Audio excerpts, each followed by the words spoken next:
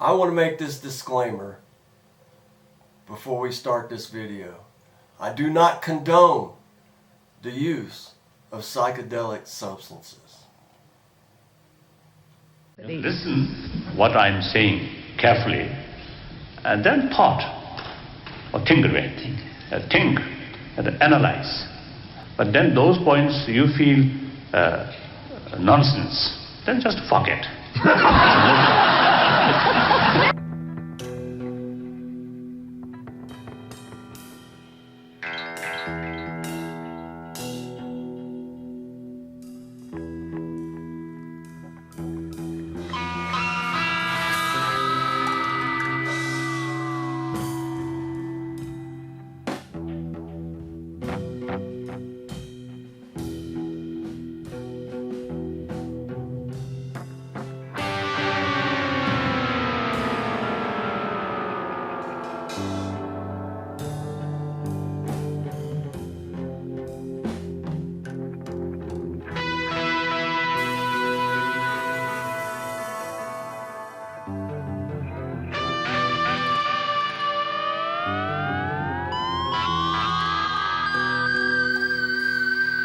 Hello everybody! Welcome to this episode of The World According to the Blind Dog. You know, I've quit a lot of things in my life.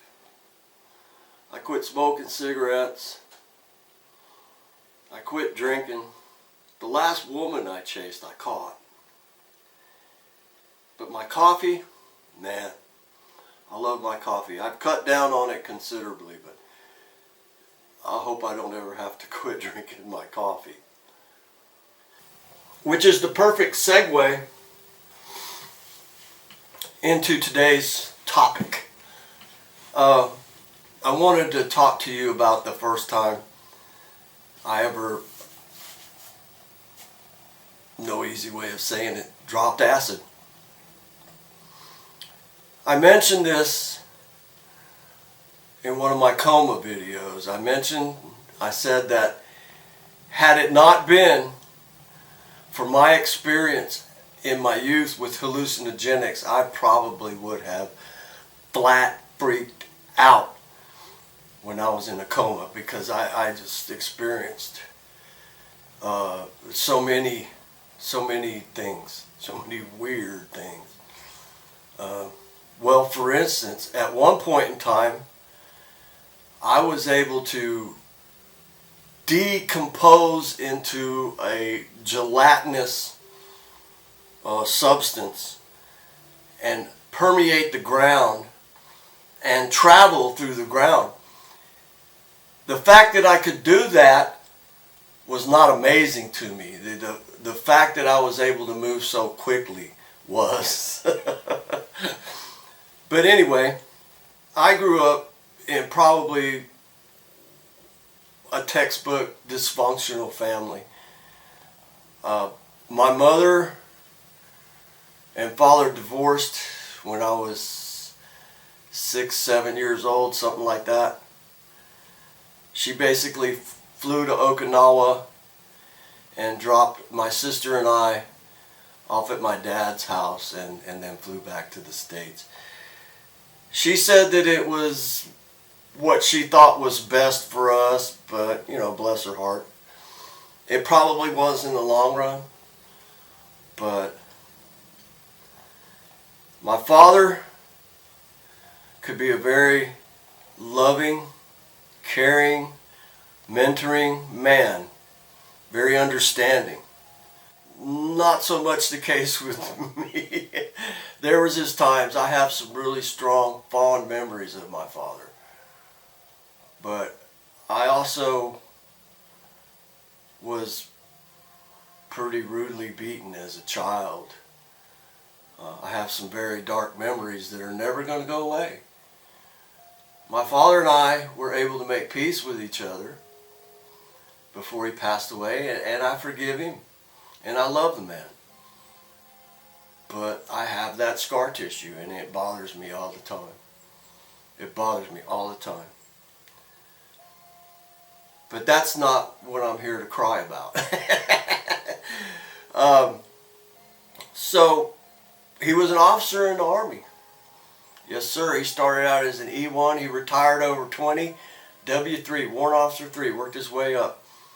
Retired as a missile expert on the Hawk, the Super Hawk, and the Chaparral missile systems.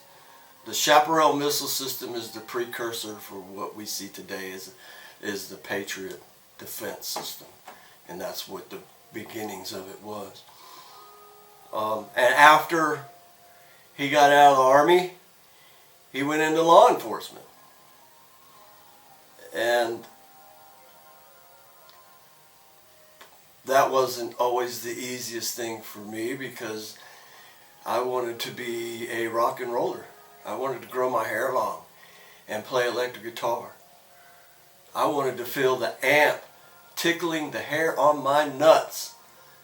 It is so loud. But it really broke his heart when I started to grow my hair long and started listening to rock and roll music, you know. The folks really thought they had failed the universe with that and me, but that's what they felt at the time. Bless their hearts. Needless to say, I grew up with some pretty screwed up principles. Oh my. So I moved out and I started hanging out with some hippies, and they were truly hippies. They were 10 years my senior. This was like 1978, so that would put them 1968, and they were hippies. And we did hippie things. I had a lot of fun. And they introduced me to Carlos Castaneda.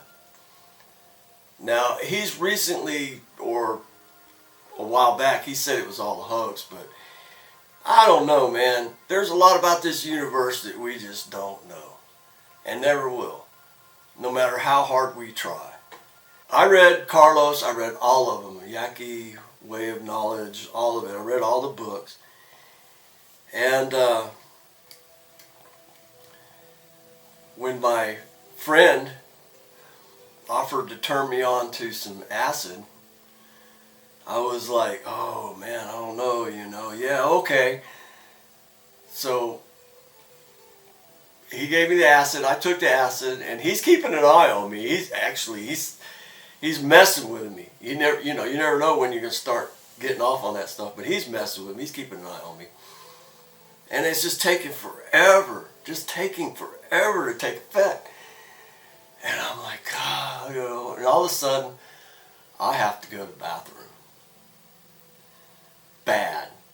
And we were at another buddy's house. Man, yeah, okay, go ahead, yeah. So I go in there, and I'm going heavily number 2. And about that time that I was pooping so heavily was about the time that the acid kicked in.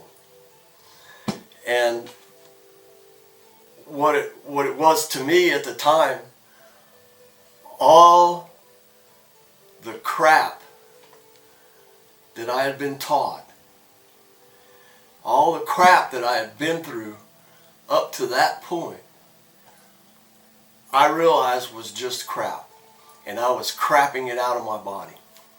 And I knew at that very moment that my life would never be the same as it was before that crap.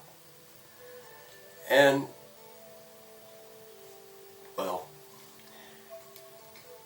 I found out after the fact, many years later, after I reconnected with a family member that was at that house.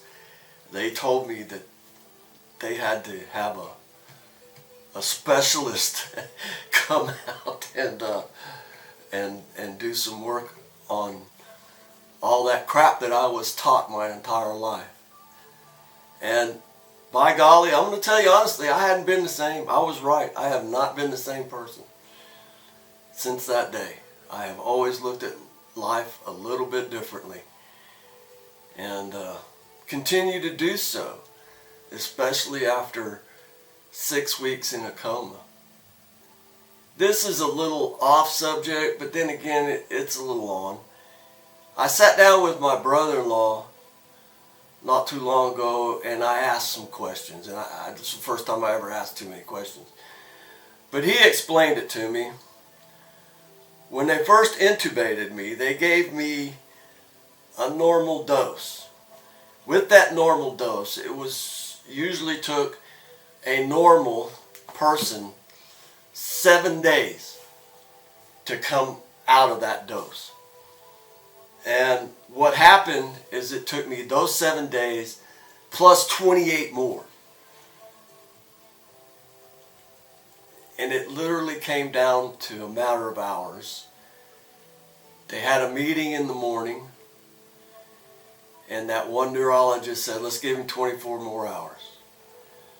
And I woke up later that day. Well, hey, please like, please subscribe. That's it, folks, for this episode of The World According to the Blind Dog. Thanks for tuning in. And, shoot, we'll see you next time.